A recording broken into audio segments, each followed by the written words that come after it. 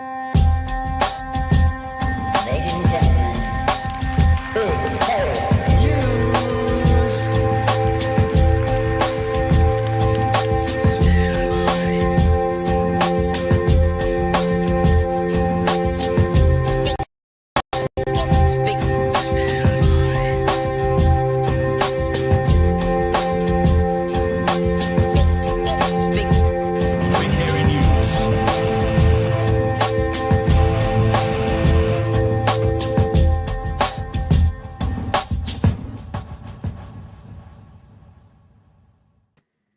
Hey, kia ora koutou whānau. Welcome back to another edition of Big Hairy News. Kia ora Chewy, how are you, love?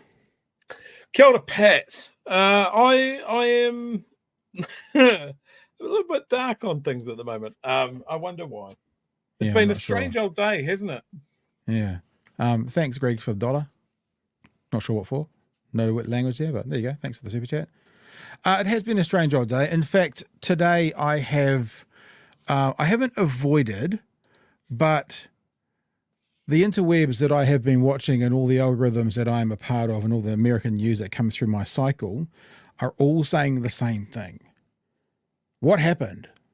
So we'll get into that conversation somewhat today. Also, the Treaty Principles Bill has been tabled. We'll have a look at what's going on there. And Winston Peters sat down with Peter Williams for a conversation, and I watched the interview. No, I lie. I started to watch the interview, and I said to myself, I wonder how long I can last before he lies and I cut out. The clip we're showing you tonight is the first 47 seconds of the conversation, where Winston Peters has some kind of what's the term of the day? Cognitive decline, where he seems to think that what they're doing is not what the previous government was doing, but the reason he's happy with what they're doing is they're not doing what I'll explain it as we go through the night. And of course, Bomber's going to be joining us as well. But before we do any of that, just because people have been saying, where's the dog? Look, dog's here in the room, just letting you know. Are you alive? Wait, there you go. She's alive. So she's here because I know she hasn't been the last few nights and I've been getting letters, absolute hate mail. So I don't know if the dog will be here at the end, but we'll see what happens. So there you go. Bad dog today, actually, because she got into the, what do you call it? You put all your food scraps, that for the recycling food scraps, that stuff, and started eating the banana peels. So she got a very big telling off today because that's how she rolls, apparently. All right. If you're good to go, Chewy, should we rip into it? What do you want to do? We just get going?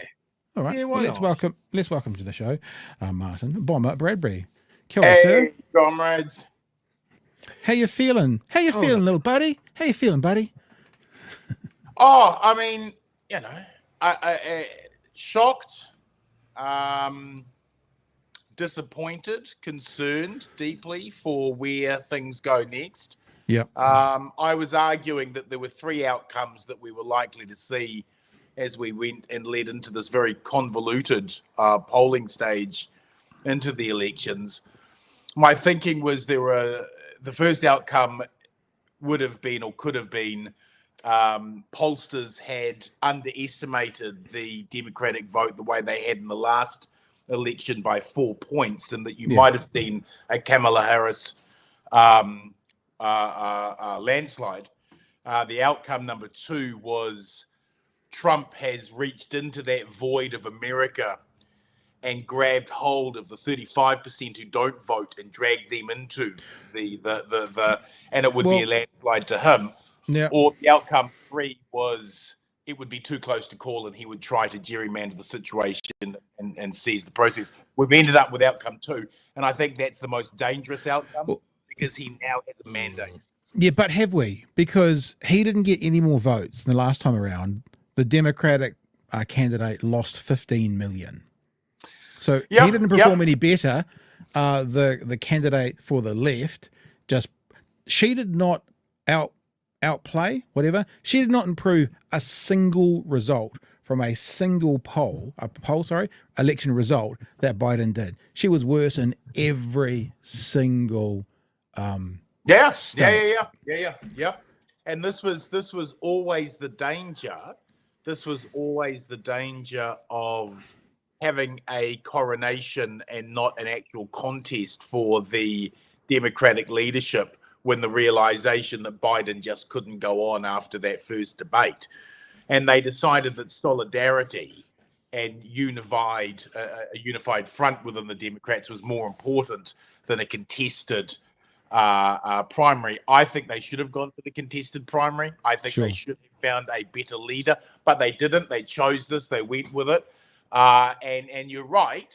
He doesn't have that much more than what he got, but he won in such numbers in those rural areas. Yeah. And pulled in so many voters who wouldn't have normally voted, particularly young men.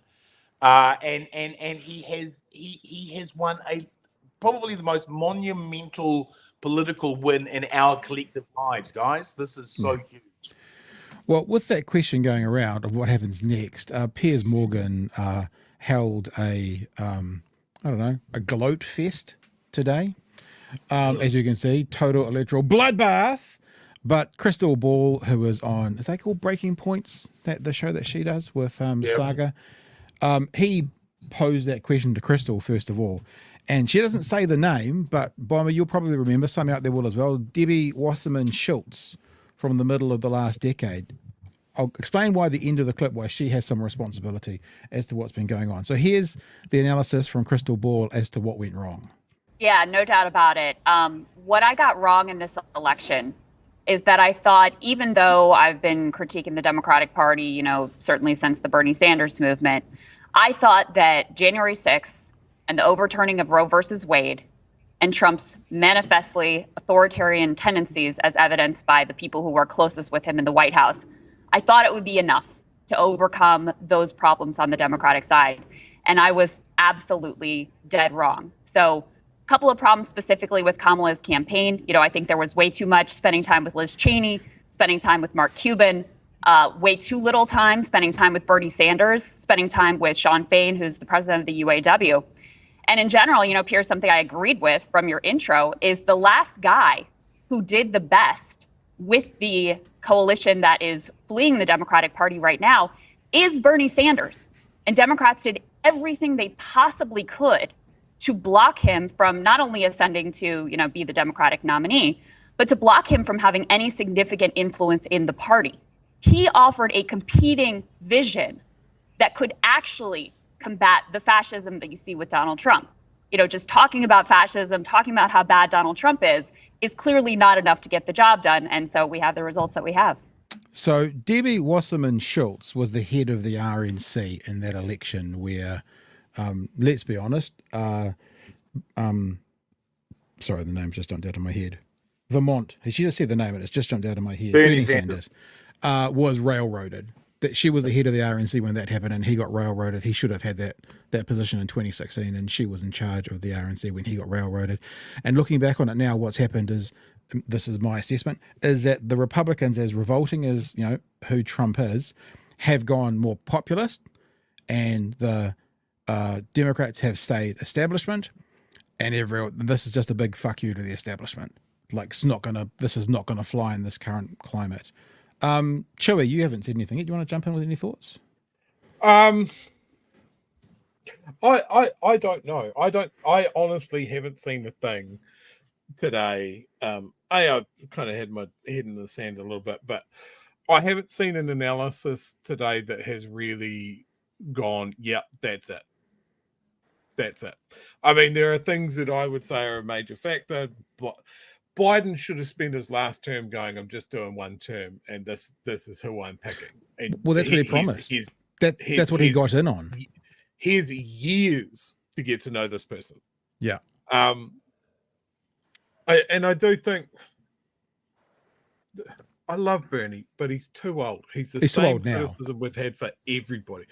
He was too old last time. He was saying all the right things. He just needed to be fucking 30 years younger.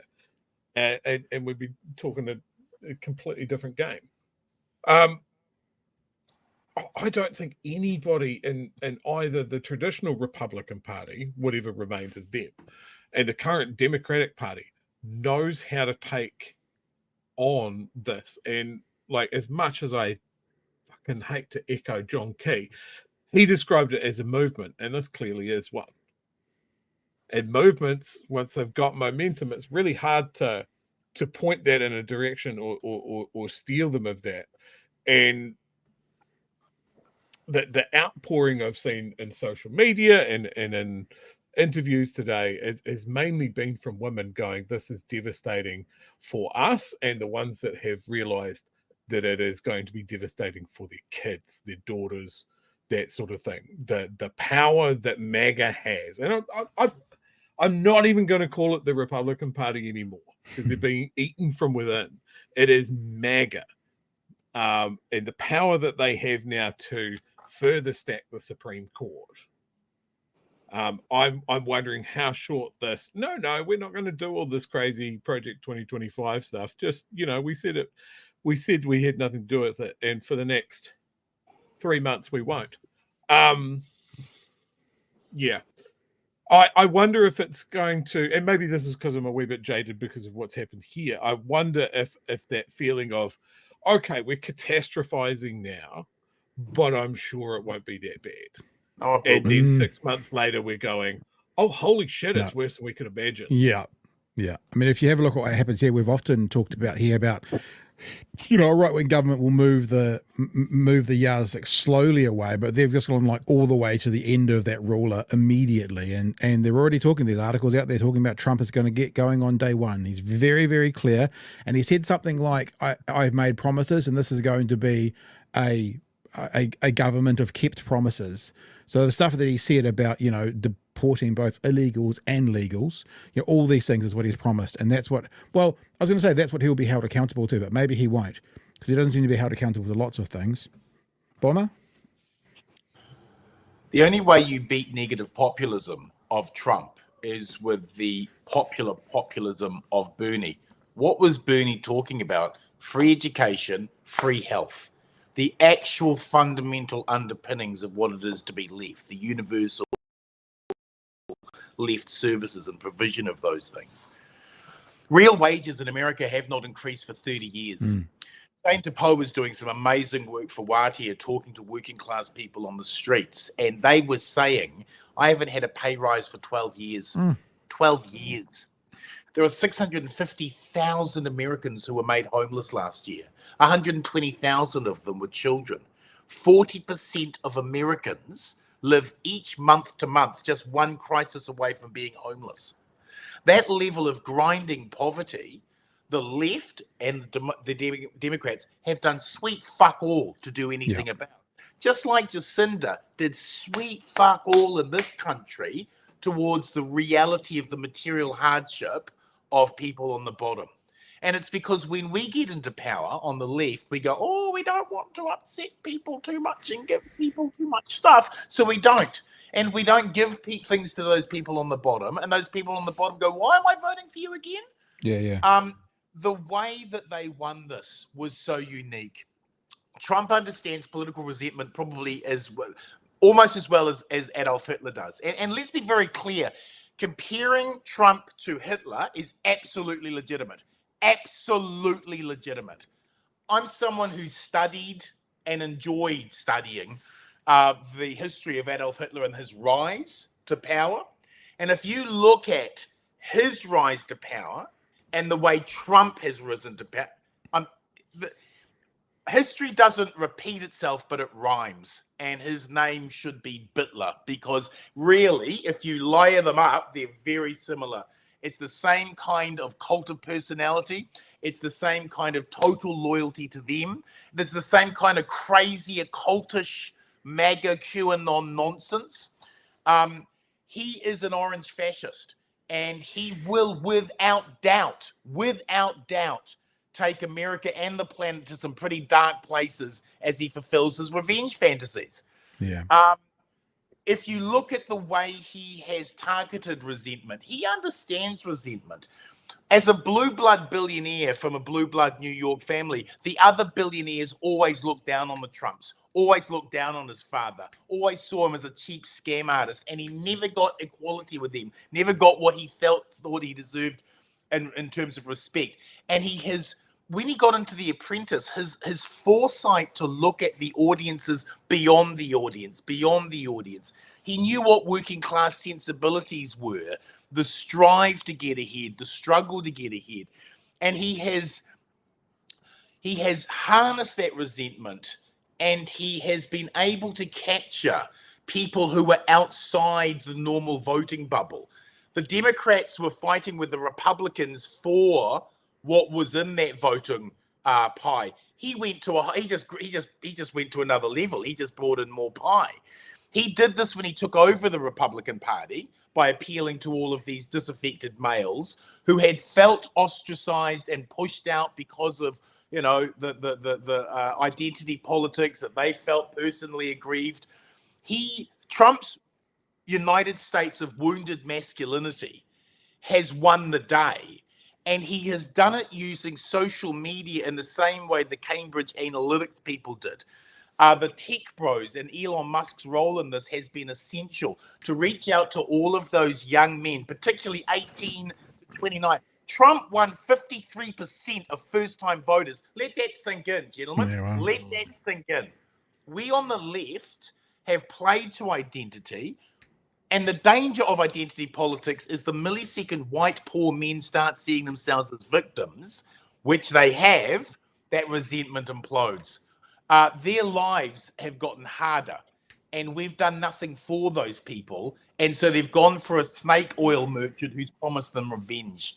That's what's happened. You kind of started up part of the conversation I wanted to bring in. So if we think about this, and I think it is all 7 swing states. I know it was 5 with 2 he was leading. Yeah, Jesus, so it's all 7. All 7 swing states. The popular vote, which the last time that got won by a Republican was a wartime president in George W. Bush. And then before that, it's the early 90s. The White House, the Senate, and likely the Congress. Maybe not Congress, but likely it's going that way. There is no other way to look at this than an absolute rejection of what the left have done and what the left have stood for in America.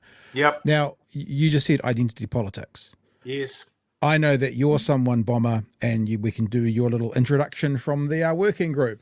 What is it? Fascists to the right of me. What's the next line? Insufferably woke cancellation lynch mobs to the left of me. Yeah.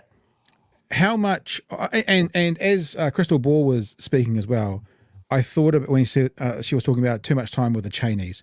We've been saying this since before the last election. We've been saying when then opposition leader Luxon came out talking about the CEOs don't like Labor, we were always like, yes, fine, that should be a billboard. We're for the workers, right? You can have the CEOs, we're for the workers. It seems to be a left problem right now.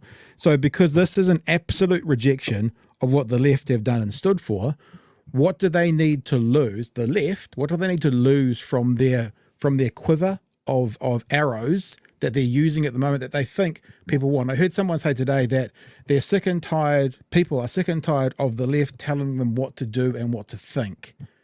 And that's one of the reasons in America that this has happened. Look, and this has been one of the feedback loops that we have generated with our activists and our activism and our need to jump down the throat of everyone and destroy their lives because we had some power in 2016, 2017, 2018. Remember when we had that person sacked because they didn't like the fact that Whitaker's had put out a chocolate wrapper in Te Reo? Now, I think that guy was a dick as well. He didn't probably need to lose his job. And I just think our activism, and some of it in the past when we've gone a bit extreme, bless us, that has come back to bite us in the ass, particularly the trans issue. And if you look at the way they use the advertising in the rural areas to attack the trans issue, to attack the trans... And here's the thing that just kills me most about the whole trans issue. Because this whole bullshit line, the Democrats want to give illegal alien sex changes in federal prisons. Here's the truth of that matter. Yes, there are rules placed on all prisoners that if they are transitioning, they're able to have access to their hormone medicine, right? That's just a basic human right. That's not controversial. The idea that somehow we were giving away all of these sex change operations, guess how many actual sex change operations have occurred in American prisons in the last 10 years? I'll tell you. Two. None of them involve migrants who have been held, just two. And what we needed to do was just point that out. You're talking about two people who have had sex change operations. Not everyone, just two. But and so we don't need to dump any of our arrows. We just have to remember that broad church politics demands that we're focused on policies that help us all. Pure temple politics, where, you have to agree with this and you have to agree with that before you can be on our side. Jesus, the right look for recruits, the left look for traitors. And we've allowed an orange fascist to win because we were too busy chasing our tails on some issues that bless are important to us, but there are bigger issues like the fact that people haven't had in America a wage increase in real terms for 30 years. Yeah. 30 years.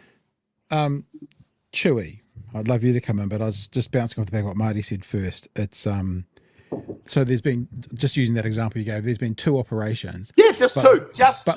But the narrative it's happening all the time. that the right is able to sell, and we saw it here in New Zealand as well, the right, and we've always said this, the right are very good at playing politics. The right will, if I liken it to a sports ball game, the right will win dirty. They don't care how dirty or ugly the game is. They just want to have the win at the end of the game. The left want to have the perfect spiral pass, and they want to look fantastic as they're running down the touchline. They want their hair flowing in the wind, and they're almost like, we lost this one, boys and girls, but didn't we look good doing it? That seems to be the difference, that the right will do anything for the win, and the left, and I've been saying this for 20 plus years when I was working back at ZB, and the left like to play a good game. We want to win the right way, but that's the wrong way to think about it. Yeah, and the narrative that the right is able to get, forget what the issue is, they always seem to be able to get. I mean, like the perfect example in New Zealand is 15-year-olds who aren't reading at good enough levels. That was the narrative, right? That might be true, but it's true because John Key brought in national standards in 2011. So that part of the conversation got lost. And I don't know whether the left is just not good enough to get it out there, or the right is better at getting their lies out and then truth gets its pants on 3 years later or whatever. I'm just not sure how this all works. Sorry, Chewy, we've been raving. What are your thoughts, dude? Oh, look, I have to say, I am not a note taker, and you are stretching my brain to its full elasticity. I think as Kiwis, we can look on in absolute horror and not really understand what is going on, because America is a fucking alien planet to us. Like I started a comment earlier. Where did it go? In the starred section, Chewy, if you start it. Americans detest socialism. Nah. They do, but they also don't know what it is. And they're happy to use the socialism they have, like their libraries or their police force, because they've had decades and decades and decades of communism and socialism. Anti-communism. Yeah, absolutely. So you can come out and say Kamala is a communist. You can just fucking full on say it. You can run campaign ads on it. You can put it on billboards, and people go, bad enemy, and they won't look any further about it. If you go out and say, hey, here's healthcare for all, they go, that sounds great. The moment someone says, did you know that that's socialism? Doom, dead in the water. I don't know how you unfuck America. Like, it is so riddled with, people would vote for literally a chihuahua eating someone's face if it was running on the Republican ticket, because somebody has voted for them their entire life. That is my identity. That's what I stand for. I don't literally care about policy. And what you were talking about, Bomber, was combating absolute brainworms insanity. They're forcibly transitioning people in prison, and you're paying for it, is objectively nonsense. And someone gets up and goes, guys, you've just heard this guy spitting in a microphone about this for 20 minutes. I actually went and had a look, and it's only 2 people. And those people would go, I don't care. Mm. I don't care about this. We're still talking about Pizzagate. We're still talking about, like, they're going to put RFK in charge of the Food and Drug Administration. That is, But- the man eats bear meat and has a brain parasite that ain't part of his, like, that is objectively crazy, right? Get And rid of the education ministry. Getting rid of the education He's ministry. about bringing whole milk and sunshine to make its country healthier. Like, I read this and I thought, so drugs that have been approved by the FDA, right, get fast tracked into Pharmac, right? Because a much bigger organization has already done all the hard work for us. We can't trust that anymore. Yeah. You know, he's gone on, you know, like, I'm not going to sit here and stand Big Pharma. Like, there's obvious huge problems with that industry. But they're going to go swing so much further to, like, just drink milk, unpasteurized milk. We don't trust science, straight from the tit of the cow. And every morning, get your asshole out and point it at the sun, and that'll fix your chakras. And we're all good. We're not doing hospitals anymore. We're just going back to leeches. That's what people are, because they've got their prejudice. And it doesn't matter if you stand up and go, well, here's the evidence that all of this shit has kept hundreds of millions of people more alive than they have ever been. They don't care. They don't care that people aren't getting sexually abused by trans people. They're getting sexually abused by the clergy. They don't care that the wall doesn't work and it was never built. They don't care. They don't care about any of it. It is just prejudice and ignorance and lack of education and too much faith in things that are intangible. And I don't know how you fix that. Well, I think that the first way is that you've got to see this through the prism of loneliness, of intense poverty, people who are disconnected and alienated. This is fear-generated stuff. People have turned to this who don't have the luxury that we three have to an education and a desire to be intellectually curious and the time to be able to do that. You know, these are a lot of people who are on the fringes, who are voting not because you're right. They don't. It's not that they don't. You're right. They don't care, but they don't care because they've got no hope. They got no hope. They got no hope it's going to get better. They got no hope that the burnt down factories of their area and the economic decline that has marginalized them is never going to get back. They just want to elect someone who's going to hurt a system that they can't see and can't fight themselves. His win is a repudiation of a state that isn't able to provide properly for its people. And is he going to provide for them? Fuck no! No way is he going to provide for them. But he is going to manipulate their fear and their need. And if we want to win those people back, we got to reach out and we got to do a better job of that communication. And here's one silver lining, and I've got to give it to you, gentlemen, because I know that you need it.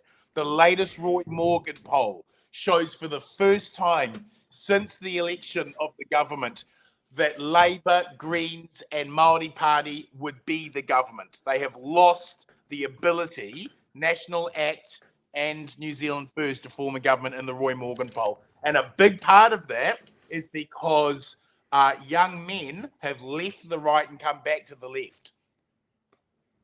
And they're watching us.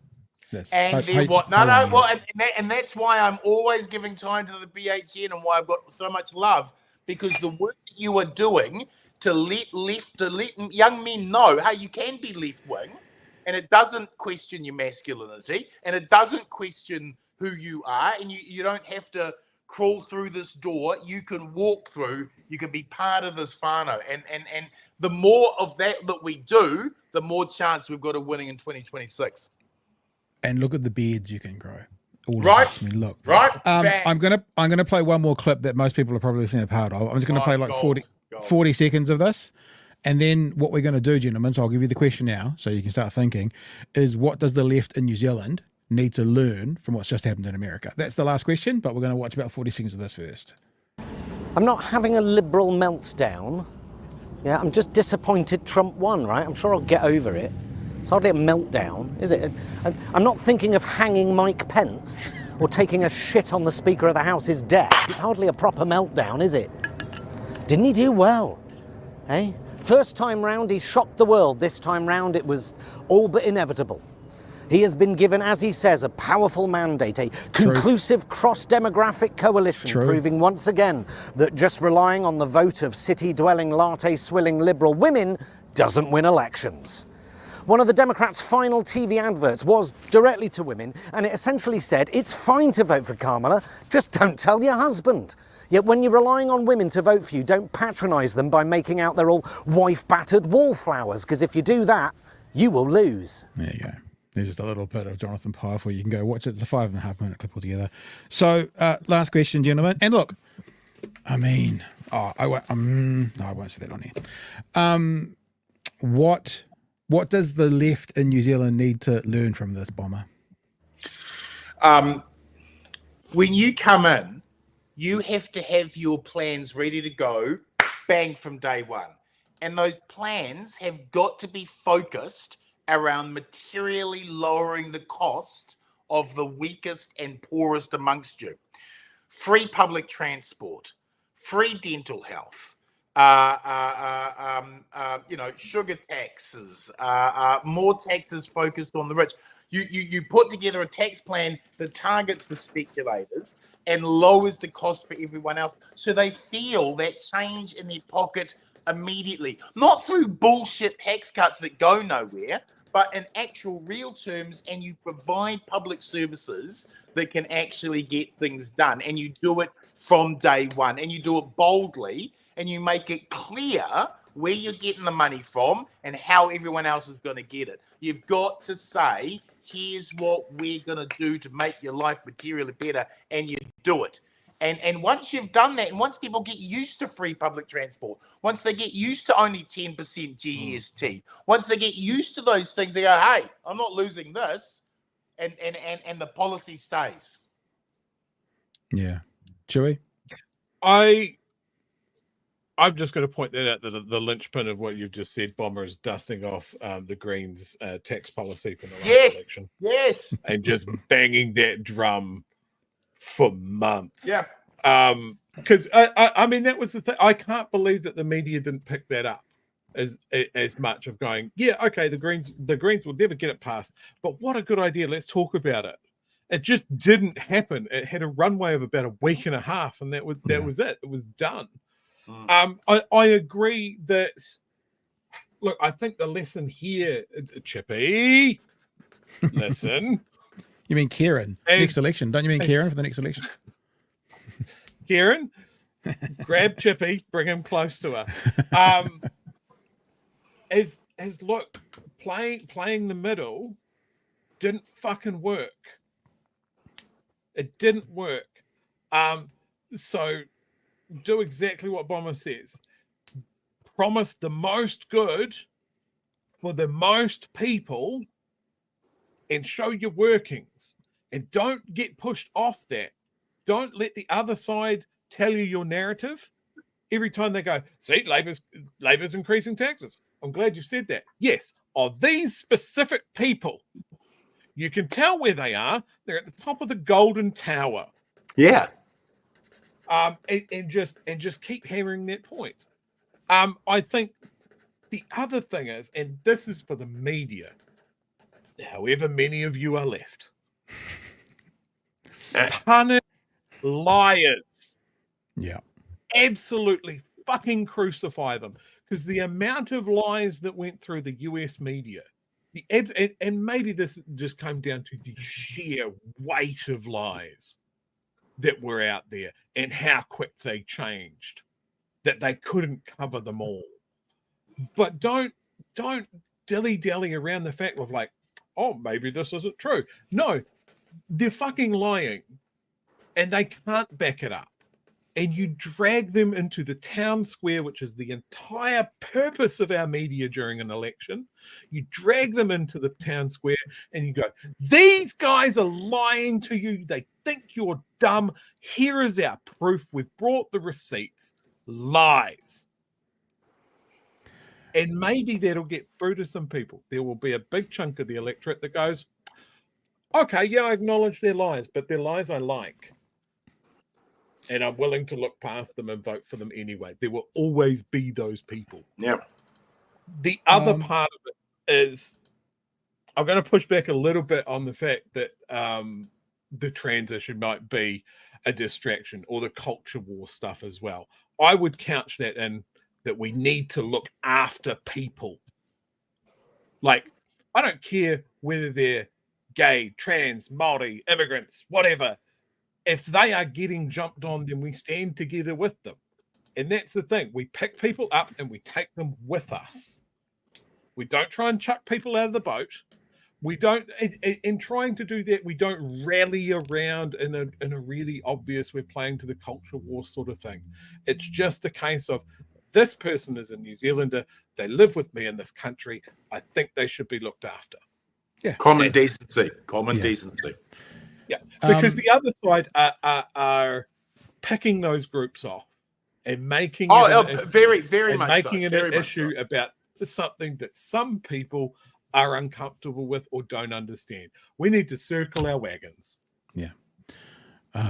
People may have seen the subtle Chewy rant image came up as we were talking about that. That was the Chewy rant. Maybe we should get image. a version of this that flashes and has a siren. I was thinking about getting it so it goes along the bottom of the screen, like just like a. Do we have that? Do we have that in a hoodie yet? Coming, caps as well. I've been looking at them. Yeah. Look, I just want to leave on this. The true demarcation of power in a liberal, progressive, capitalist democracy is the 1% richest plus their 9% enablers versus the 90% rest of us. The United States of America is a plutocracy now. It's a goddamn plutocracy. The billionaires who have enabled him, the very, very close tech oligarchs. We don't want to go down that path. And the sooner we find common ground between our fellow citizens against these rich pricks, the better for our survival. Chewy, you said don't let them tell you your narrative when you're talking about National and Labour. How about this one? Don't let them change your narrative. The election that we just had, Labour changed their narrative to be tough on crime because they saw it working and everyone thought it was disingenuous. Here's my solution, what we need to learn. I think we need to get one of those very wealthy left-wing billionaires out there and start up our own think tank that's made up of, I've just started some names, Craig Rennie, Yes. Jordan Rivers, Yes. Paul Barlow, Yes. Spiderhoof, Bomber, Yes. Pat, Chewy, Yes. and we can start, because honestly, I remember when I was doing Talkback a lot, I used to speak to some political figures and they would just call me and they'd just talk about what's the vibe of the country, you know? And these people I've just listed, Craig Rennie's in there for his executive, but all the other ones, the kind of broadcasters, podcasters, people who are talking, we sort of know what's going on. And this, I guess, again, it comes back to that idea of, you know, that populism versus establishment. Establishment says, well, we know, and we'll drive our policies through. Whereas people who are more doing, I'm not saying literally this, but this kind of thing day to day, that's where you hear the populist stuff. So there you go. Left-wing think tank. Thanks to George Soros. Is that who you're supposed to say? Something like that. I don't know. Hey, Bomber, as always, been an absolute pleasure.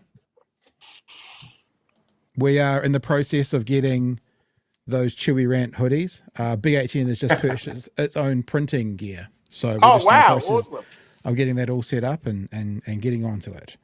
Excellent. Thank you for joining us. Commiserations to all our American friends out there. Look, I saw someone say today that they were celebrating the people who are supporters of Trump. What they didn't realize, it was actually an own goal, and they haven't realized that yet. But once they go through this cycle, just like the last time he was in, and he has literally he's the worst statistical president they've ever had. Now he's also a what do they say? They don't call him a rapist, but they say he was adjudicated sex offender. That's how they say it. And he's a felon and all these things on top of that. And but he's not a black woman. So power to the people. So, hey, all right, Marty. before we let you go, Bomber, Yo, have you spoken to Damien in the last day today? Oh God. no, I haven't spoken to. No. Why? I just want to manage whatever he's got cooking for the working group next week. Well, I haven't even looked at it. I've just been so engrossed in the American election. I have got no idea what we're doing on the show next week. Something to look forward to. All right. We all look forward to next Tuesday, the opening act, which is the working group to BHN. Love having you there. The entree. You're The entree. Station. All right, dude. Thanks for coming on. We'll talk super soon, eh? Later, guys. Hooray. All right, all the best. Cheers, man. Let's do some of these super chats and stuff that have just come in. Stephen just says Free Palestine. Yeah, there you go. Mr. Arvid says David is the worst human ever. That also resembles a ventriloquist dummy made from wax. Quite descriptive there. Kiwi Bird, I will never trust USA polls again. Yeah, actually, when Bomber said that thing about the polls, I wrote it down about Roy Morgan. Was it Roy Morgan? Yeah, I wrote down here, polling is dead. I mean, honestly, are you ever going to believe another poll again? Like, honestly, why would you trust a poll or anything, any political commentator or so-called expert who thinks they know what's going to happen? Why would you ever trust any of them again? And I know people are going to look at us and go, well, you guys do that. Not really. The only predictions we made for the American election was based on repeating what some other people who were supposed to be in the know in America said. We said, this is what they're saying. I'll sit in that camp.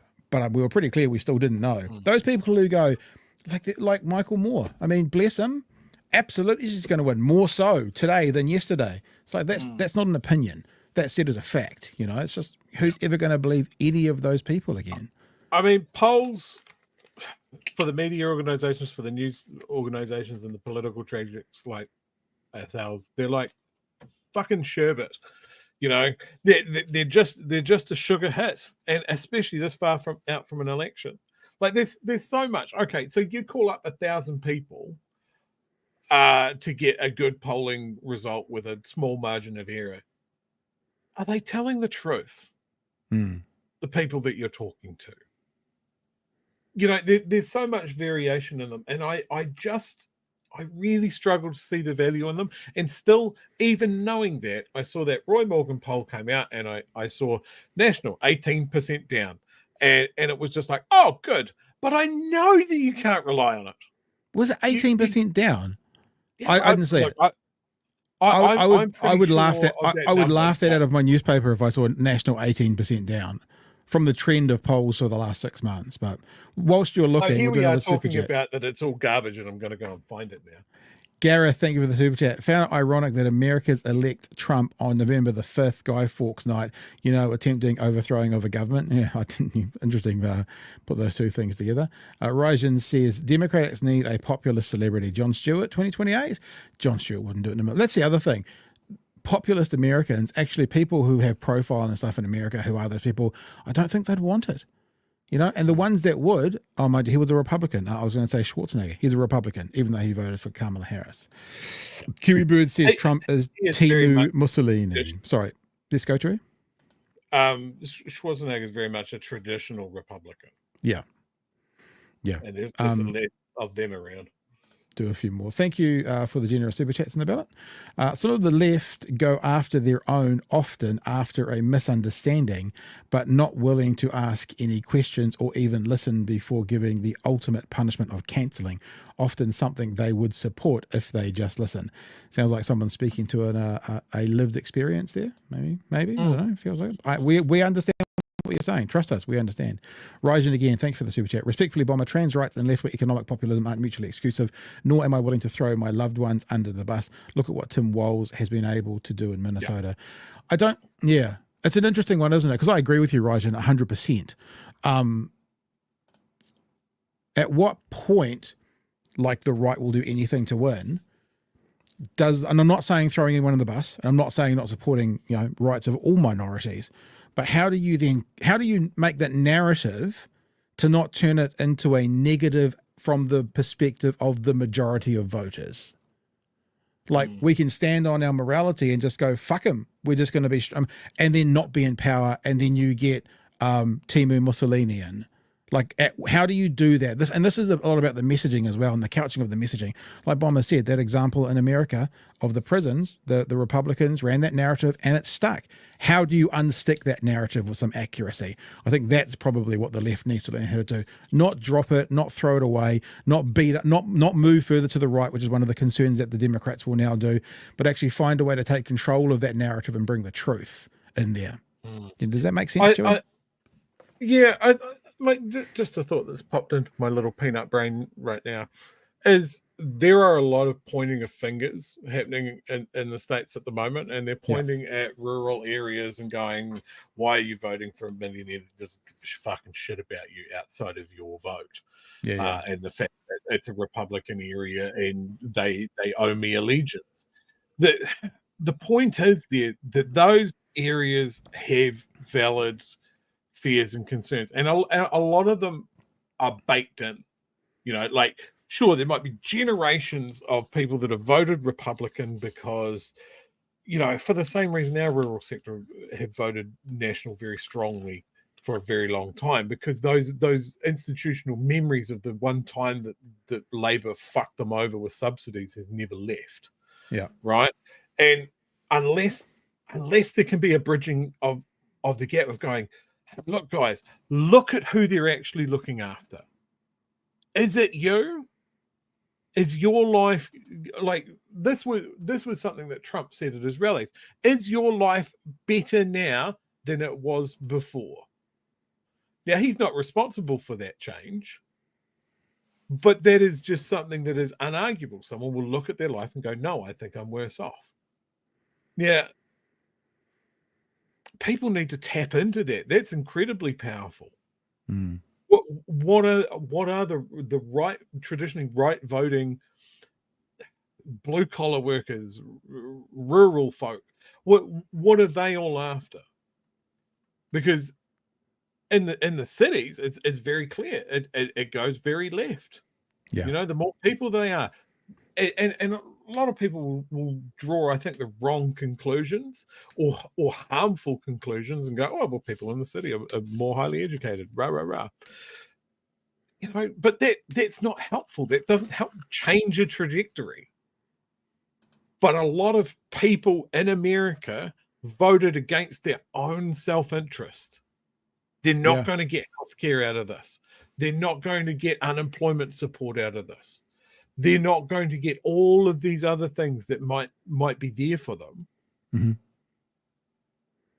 They still don't have free healthcare. They have got 13 aircraft carriers. They have got the biggest military that the world has ever seen.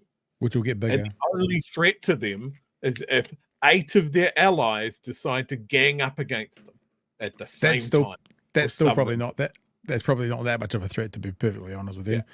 Probably not. But that's the thing. They have to do that because Russia might come for them at some stage. Even though in Ukraine, we have seen Russia having its much vaunted army fought to a fucking standstill, but they still need to. And next it'll be China. All of this sort of thing. Like, I don't know how you fix it, and I don't think the Democrat Party knows how to fix it. And the only thing I can come away with, I saw someone in the chat going, well, appealing to the left hasn't worked, so maybe that's the... No, I don't think they have really tried to appeal to the left. They weren't appealing to the left. And certainly the lesson here was that as well. Like, we saw Labor try to play the middle, and that failed.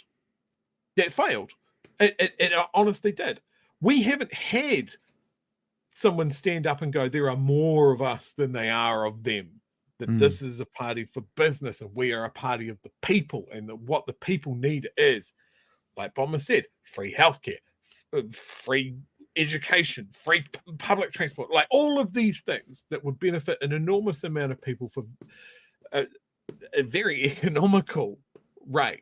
Like I remember when they said, "Oh, free public health, free public transport in New Zealand would cost what was it, $50 million a year?" Yeah, so I was thinking 30, but something like that. Pitiful. Yeah, like we've been talking budget items of billions, and 50 million a year, so everyone can take public transport. That seems like a good fucking deal to me. And that's what I want to see. That's the argument that the right has of left-wing governments, is that they don't spend money well. Well, they can go, well, for every dollar in this budget, it benefits X amount of people. I want to see the downstream effects. I want someone looking at something further than the next 3 or 4 years. Yes, let's get some more of these chats, shall we? I was just trying to find that number for people. I couldn't find it. When do we hear from productivity czar Elon? Plurocracy or oligarchy? The right won by going hard right. How's the left going to win? Well, this is the whole question. Brian Turner says left need better communication. Free Soul says mainstream media let everyone down. The billionaire funded Those two right-wing things are linked. brosphere talk to the people, told a pack of lies, but were believed, sadly.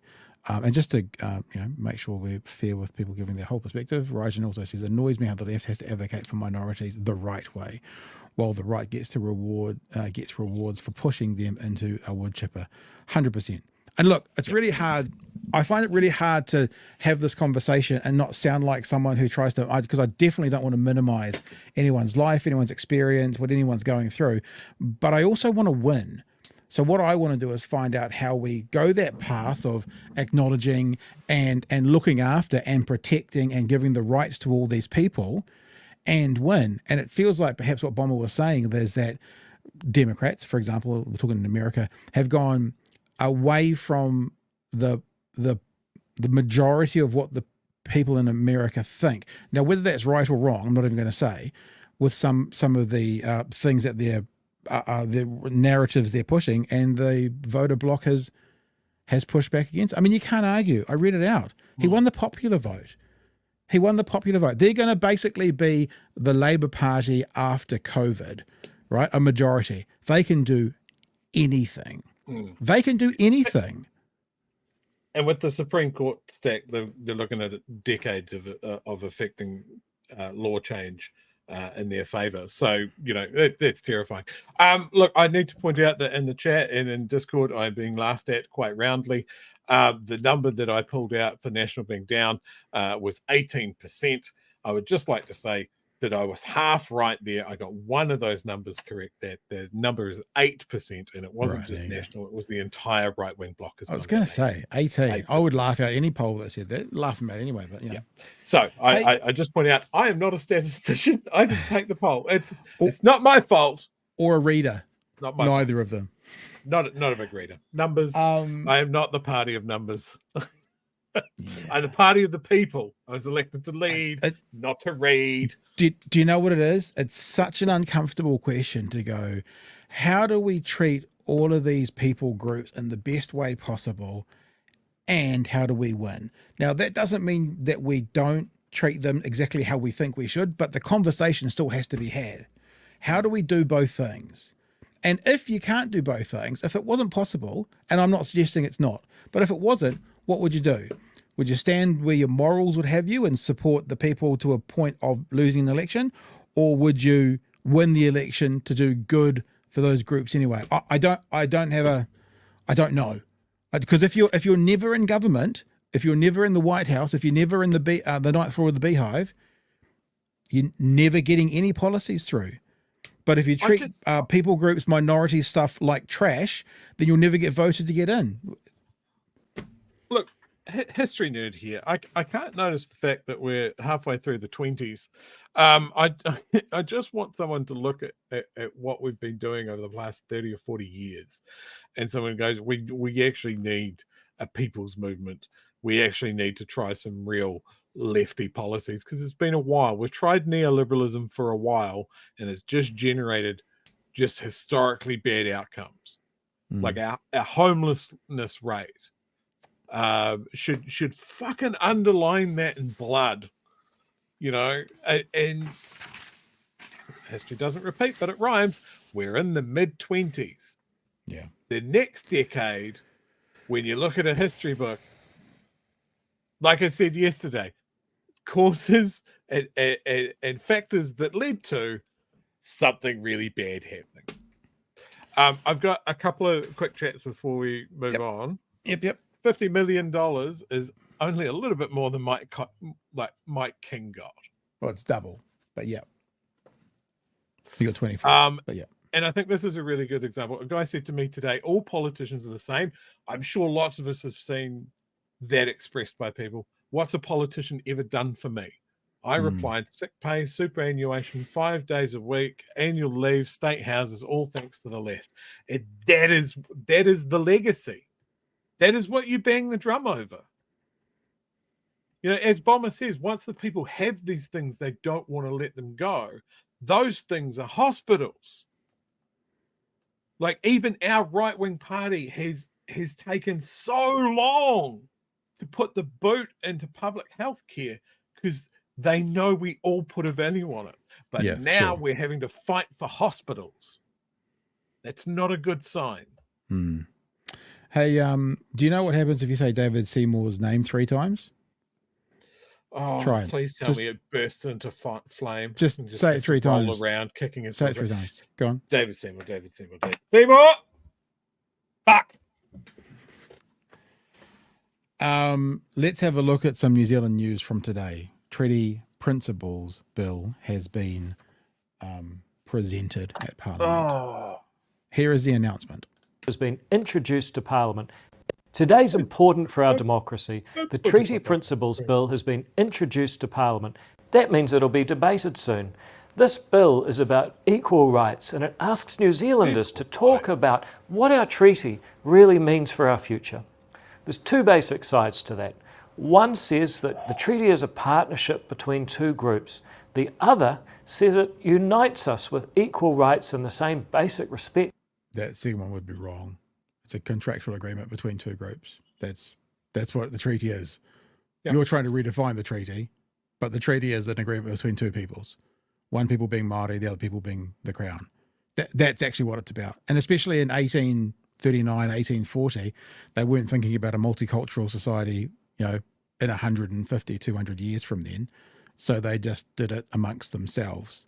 And Māori, who were here first, said, yep, you guys can come and live here and let's make an agreement between us. And then that's the one you're going to stand by forever, eh? And the Crown gave them a big wink, and behind their back they had their fingers crossed and went, yep. And now we've got someone saying, this is the original agreement that we set up. Yeah, we want to change it. That's actually what they're saying. And you know what, Chewy? That's a conversation to be had. Changing the original agreement. But that's not what they're saying. They're saying the original agreement is saying something that it's not. So I'm not saying that this isn't a conversation that could be had about changing it, but that's not what these guys are saying. They're saying it already says that, which it does not. And dignity for each person. Now the courts, the Waitangi Tribunal, some academics and civil servants and politicians. Some academics. Did you put that in there? Some academics, like kind of all of them? It's just some, 2 or 3 or 400. Politicians have said, no, the treaty's a partnership. That's why we've seen creeping co-governance, special representation. Where? Where is the creeping co-governance, Mr. Seymour? Where is it? And public services targeted on race instead of need, because it's said that we are in partnership with the Crown if we're Māori, and if we're not, we just kind of float. But no society has ever succeeded in dividing its people by ancestry, and thankfully that's not even what the treaty says. Article 3 of the treaty itself promised ngā tikanga katoa rite tahi, the same rights and duties for all. Yeah, all that were there when they were signing it. So all Māori and all that's the agreement. How did our understanding of our treaty get so far from reality and become so divisive? New Zealand. Did David Seymour just ask how did this become divisive? He just asked how this process became divisive?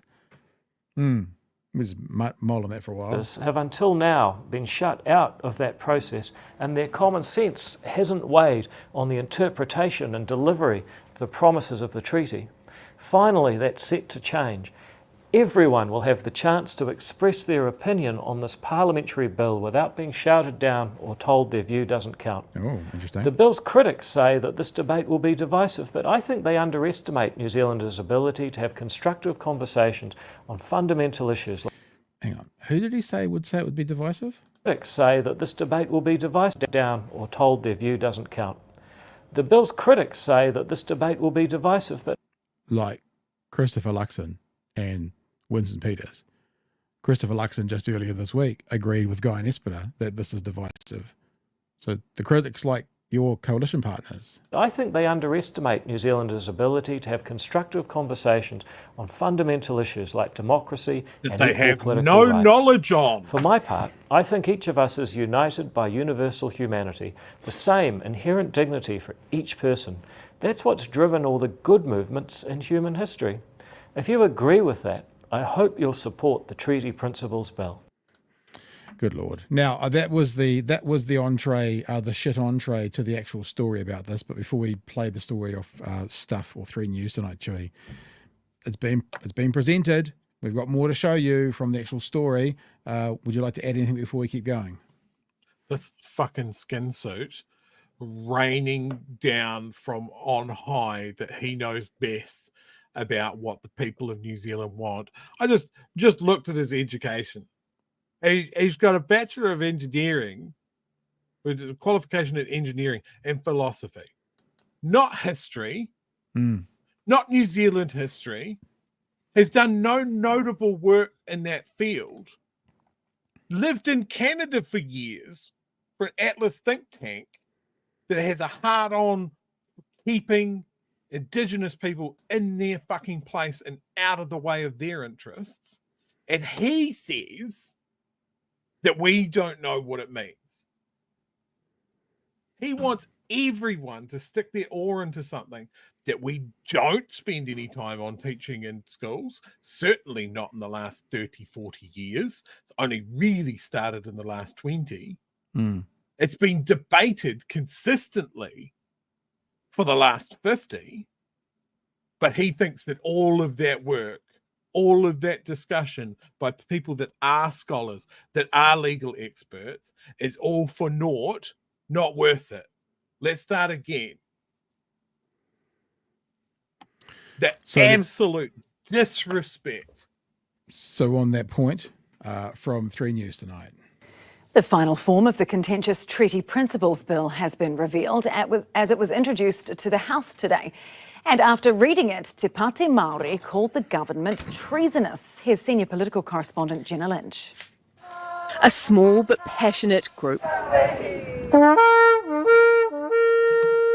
Advance guard of the hikoi, which will begin this weekend. This hikoi will be generational. The hikoi was to coincide with the introduction of the Treaty Principles Bill, but the government pulled what some say is a swiftie and changed the date. So a small group with some of our smallest citizens showed up today. I sort of had a feeling that this was going to happen, knowing that our dates for the hikoi were up and floating around social media. Is represented in small numbers today. We have a hikoi that is coming, which will be the true representatives of the Indigenous people of New Zealand. Zane Wedding drove 10 hours from Auckland to be here. But because we've all been working so hard and because they intend to read it today, it was really important to us that we still show up and show that there will be resistance at every level. Even getting a thumbs up and a pat on the back from the Governor of the Reserve Bank. Thank you, brother. Thank you. Thank you. Neither the Prime Minister nor the bill's author in Parliament for its introduction. It's absolutely gutless.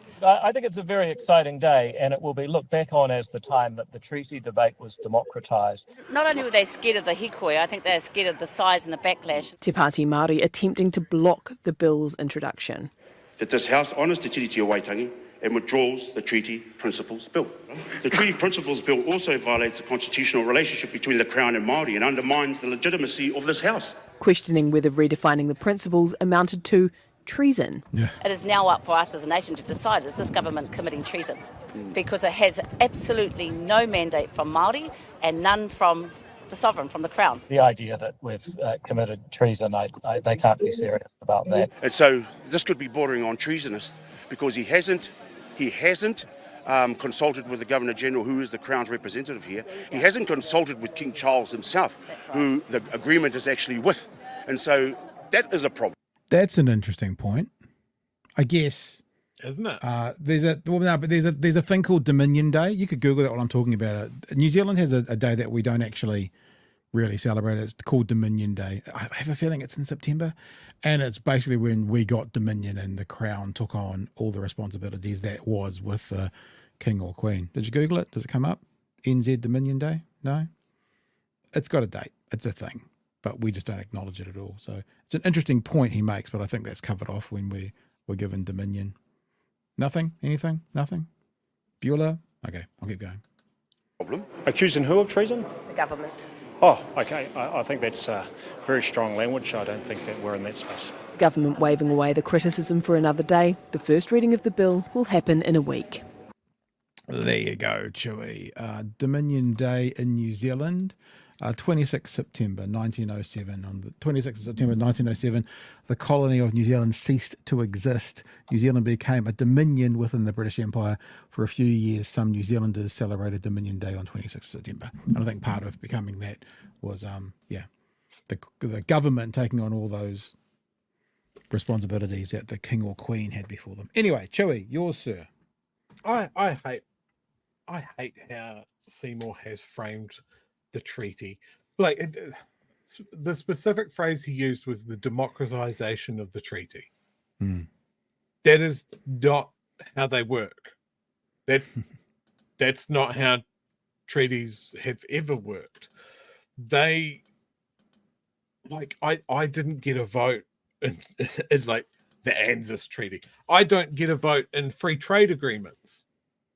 I don't get a vote in our foreign policy. I vote for the governments that make those. But the idea of, we have to democratize a treaty from the 1840s, which is like our foundational treaty, something that is fucking more or less unique in colonized countries, that we have this agreement to start with. And he's fiddling around the edges to say that something that has been thrashed out in the tribunals of lawyers and experts and historians, people that have interpreted what this treaty means and how it would be applied in this country. And I thought just recently we were starting to get our heads around it, that it is something that permeates everything the government does. I hate how he tries to frame it as something that is racist. That it's an agreement between races. It is not. It is an agreement between the indigenous people of New Zealand and those, well, I was going to say those that came after, but it's not even that. It's the Crown. It is the Crown. And the Crown is the government now. It is not between Māori and everybody else. It is not between Māori and white people. It is not between Māori and Indians or Chinese or Americans, well, sure, are coming here in huge numbers. It has nothing to do with that, but he wants people to believe it. He wants people to draw the line of making laws based on someone's ancestry never works. And he wants people to fill in the gaps going, South Africa. Apartheid. It is not apartheid. He talks about allocating resources based on race is wrong. It would be if that was the only thing. I want to go to Seymour. You acknowledge that it should be based on need. Should we look at the ethnicity of the people that are most at need? Should we look at whether there's a trend there? Why are Māori represented in some of this country's worst statistics? Because my fear is every time you say that it shouldn't be based on race. It should be based on need. And the people that need it the most just happen to be of a particular race, that you are sitting there going, it is like that because of their race. That's just the way they are. Could you imagine a bunch of New Zealanders moving to America? Let's say over the next 100 years, heaps of New Zealanders turned up to America. And we went, let's democratize the Constitution.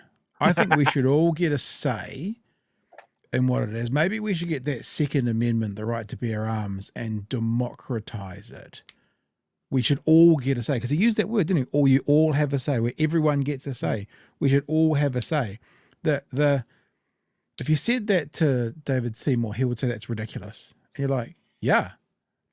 So why does it make sense here? And the only thing he'll come back to is because he says it's about race. It's not about race, but that's what he says.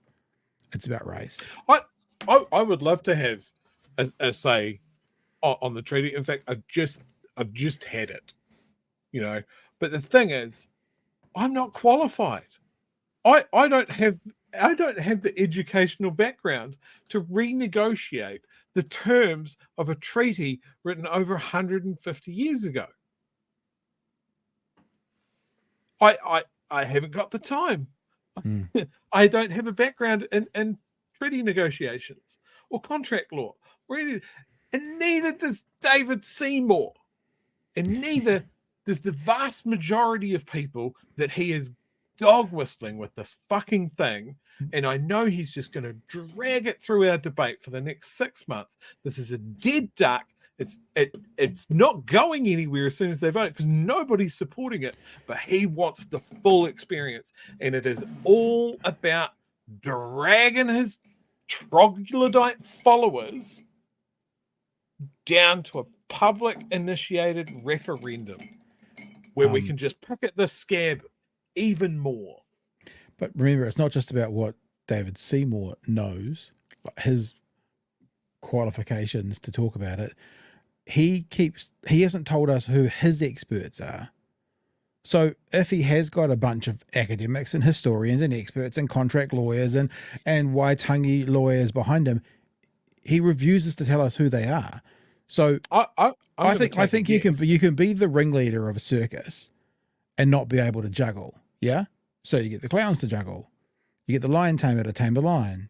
He could do that, but he's even refusing, or hasn't yet revealed, who all these people are behind the scenes, giving this historical context to the thing he wants to do. So it's not just him; it's him and his knowledge, and him not telling any of us where this idea or knowledge has come from. We need to search David Seymour's house. Because No, we I'm don't. pretty sure No, stuffed we in a don't. wardrobe somewhere is the reanimated corpse of Governor Grey. And when the sun comes down, he comes out. And while little David Seymour's in his jammies, tucked up into his single bed, Governor Grey is whispering in his ear, the treaty is wrong and we need to reinvade Waikato. Oh, it's obviously Don Brash, because he's got Hobson as well, telling him that when he was still here, he whispered, we are one people. So they've both got some kind of time machine where they've gone back. So we're in agreement, Pat, because I want to mark this down. Someone check the time. Pat is in agreement that David Seymour is using paranormal means to get this done. He's a wizard, Harry. Citizen says Schwarzenegger did amazing things with California when he was the governor, though. If we have to have an R in that office, I can't think of a better one. There you go. Fair enough too. Free Soul says Dems should start impeachment proceedings on day one. Yeah, but if they don't have the numbers, they might as well be David Seymour. The poem says Pete Buttigieg 2028. It's sad that a lot of men in the US don't believe that their wife/daughters should have a choice. Ear scratch for Nala, please. Sure. Mr. Arvids, the knobhead wasn't even there, apparently. Kiwi Bird, here's my criticism. Stop lying about the treaty. Very good. Right, we're going to go into the last part of the night now. It's a quick one, because earlier in the week, Peter Williams, I got a chance to speak with old mate Winston Peters, and they talked a year ago, and this was like a year later. This is currently on the New Zealand First YouTube channel if you want to go and watch the whole thing. I had a little deal with myself. I said, yep, there you go, New Zealand First. I said, I will keep watching this till an obvious and clear lie comes out. I wonder how far through I'll get. I shall now play you the 47 seconds that I got through and then explain why. Winston Peters, thank you for joining us. After nearly 1 year in government as part of the coalition, what do you think New Zealand First's biggest success has been? Well, there have been many of them, and some of them are taking time to develop, as we always said they would.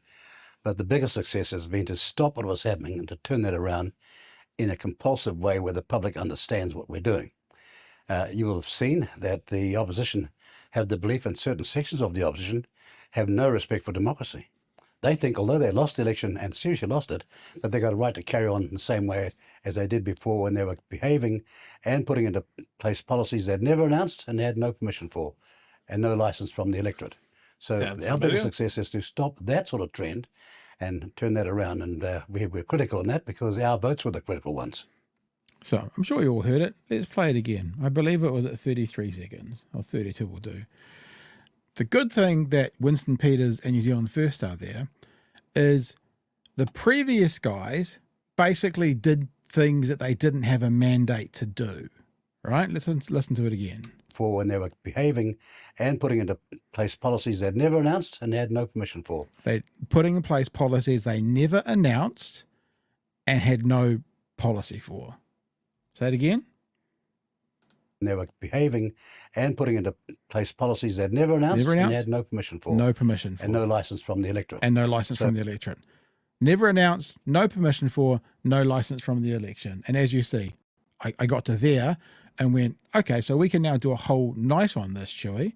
Because the reason New Zealand First is doing well, according to New Zealand First, is they've stopped all the policies that the previous government never announced, had no permission for, and had no license for. So the last guys did lots of that, and we've stopped doing that. And I imagine in the chat right now, of course we could talk about Smokefree 2025, never announced, no permission, no license for, that went. We could talk ferries, never announced, no license for, no permission for.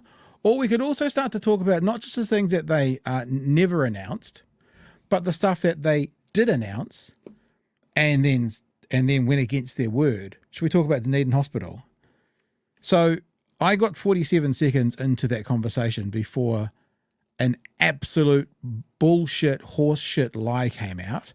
And I thought, well, that's enough for me for tonight. We don't need anything else. Because apparently Winston Peters wants to be a part of a government that always announces, always gets permission, and always gets license. Unless it's like Smokefree 2025 in the ferries. Then we don't have to do that for those, Chewy. Exhibit A. Yours, sir.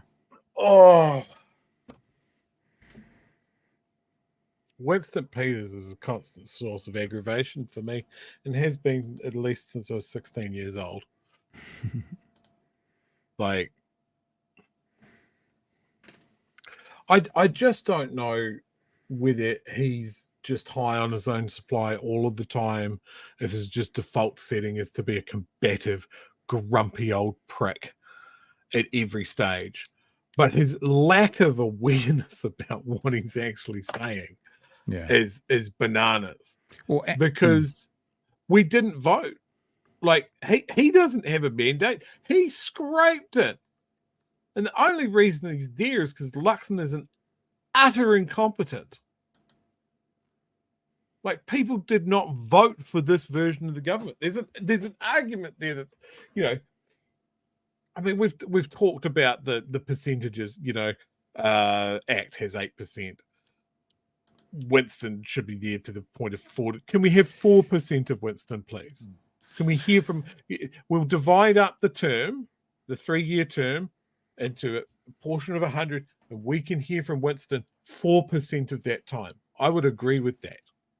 I'm sorry, you've used up all of your allocation. Sit there and shut the fuck up for 2.5 years. Would be great. Yeah. The other one that I just thought of as we were talking was the lovely people of Tararua who paid for their road are now telling it's going to be tolled. No permission, no license, didn't campaign on that. So someone on Reddit educated me because I was like, oh, look, they were banging the drum about the ferries before the election. No, they weren't. They weren't. The first mention of Nicola Willis talking about ferries was after they won in December. They didn't campaign on it. I can't find an earlier mention of them saying about the big cost blowouts. That came after. Yeah, it wasn't campaigned on. I mean, what they'll probably say is we didn't know that we were going to get rid of them until we got the books. That's bullshit because they had pre-fu. And if they didn't have the ability to understand what pre-fu was, then they should never be in charge of our books anyway. Oh, you want to talk about some other nonsense? What about the long tunnel under Wellington? Right? The one that we sent was absolute bullshit. Like, was never going to work. Never ever go. Why even considering it? It's literal insanity. Cool. So they finally realized that after spending $1.6 million on consultants, 1.7 million on consultants to find out that's not a good idea, and they're going with 2 short tunnels, mirroring the tunnels that are already there instead. I could have fucking told you that, and I could have done it for the cost of a Happy Meal. I sat down with Simeon at the same time and said, "This is stupid, little Simeon. Play with your toy and fuck off." But no, we pissed away $1.6 million that could have been put into a hospital. I tweeted about this. I know a place that you could put a hospital. It's quite close by. And I don't have a big Twitter following, but this had 10,000 views. The mega tunnel under Wellington has been canned like it was ever going to get off the ground. And this anti-consultant government, according to their pre-election narrative, has spent 1.7 million on consultants before they caught up with reality about the tunnel. I had someone say to me straight away, "It's awesome now that you're focused on government spending. Where were you in the previous 6 years?" To which I responded, "It's awesome that you don't care about government spending. Where were you in the previous 6 years?" Because, this is the thing. People play whataboutism and someone says, but what about Labor? They had things. And I said, well, no. Remember, we judge these guys based on the standards they expected of the other government, the previous government, and the standards that they set for themselves. And the standard that they set for the previous government was don't spend all that money on consultants. So it's actually got nothing to do with what Labor did. It's actually got to do with what they said was bad. So if it was bad for Labor to do it, according to National, then it's bad for National to do it. And that's what we're calling out. And as many whataboutisms can get in there. But this is exactly what we're talking about at the start of the show, though, isn't it? That the right can get away with this. Yeah. It bounces off them. The hypocrisy bounces off them like they're made of fucking Teflon. Whereas if we were to do the same thing, we'd be fucking crucified, and often are. Like, it's so maddening. So maddening. Hey, team. That's us for another one. Are there any more chats we need to get in? Any more super chats? Someone says, it's Peter. He says, thanks for throwing yourself on the cooker grenade. Well, I only did it for 47 seconds, so it wasn't that big of a stretch. I can see in the chat today, I can see Emily and Magenta. Emily and Magenta will be with you tomorrow night from 9 p.m. for our brand new Friday night show. Thank you for supporting it last week. The people who came along, come along tomorrow night and support them again and support it again and be good people. It'll be fun. This is that for us for the week. Chewie, we're back on Monday. Anything you want to leave the whānau with? I am going to leave you once I find it. God, I was all prepared for this and then I've all fucked it up. I am going to read you something that one of my American friends put up. I'm not going to name her, but her situation is that she has a couple of young daughters, and one of them is quite high needs, shall we say? Let's see if I can put this up. Here we go. My heart breaks for this forsaken country. We came so close to a beautiful future, a real future for my daughters with human rights and dignity. I wanted them to see a woman sit at that desk in the Oval Office and watch what she could do to change the world for the better. A woman with vision and experience and a conscience.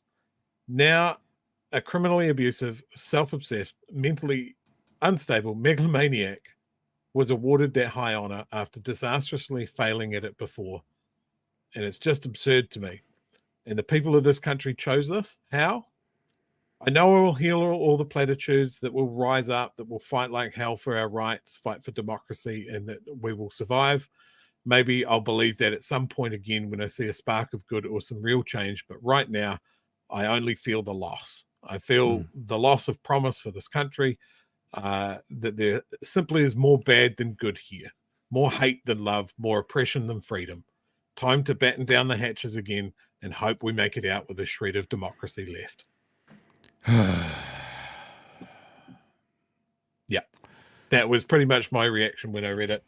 And I'll follow that by saying that person has now shuttered all of their social media. Right. All right, guys. Well, on that cheery note from Chewy, come back tomorrow night from 9 p.m. to catch Magenta and to catch Emily. They'll be with you. And Chewy and I will see you next Monday from 9 p.m.